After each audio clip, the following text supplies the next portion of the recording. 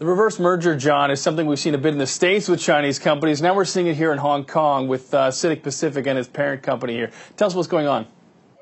Well, this is a pretty fancy deal, John. We've got potentially $40 billion worth of assets in the parent CITIC Group that could be injected into the Hong Kong-listed child company, CITIC Pacific. It's kind of like an IPO that isn't an IPO.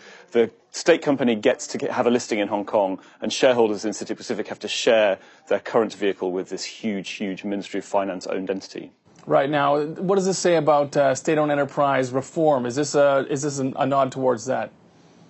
You can put a pretty positive spin on this. You can say that this is the marketization of China's state-driven economy. So, in other words, a big privately held state-owned company is going to share its space with Hong Kong listed shareholders and will have a joint interest along with them in getting the share price up. So it could be a first step towards more SOEs, not necessarily relinquishing control, but aligning their interests more closely with public market shareholders, which would be a good thing. Now, in this case, CITIC Pacific is, it's a pretty small part of the overall pie here. Can we see a sell down pretty rapidly in terms of the government stake here now that it's coming onto the public markets in Hong Kong?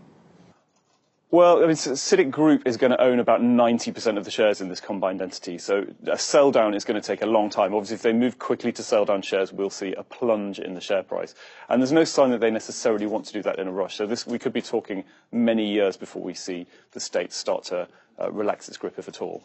All right, John, just to wrap up, we saw a bit of a pop in the CITIC Pacific listing, certainly. But it seems like there's a bit of a give-and-take relationship here as they try and finesse out how this deal should be structured. So what can you tell us?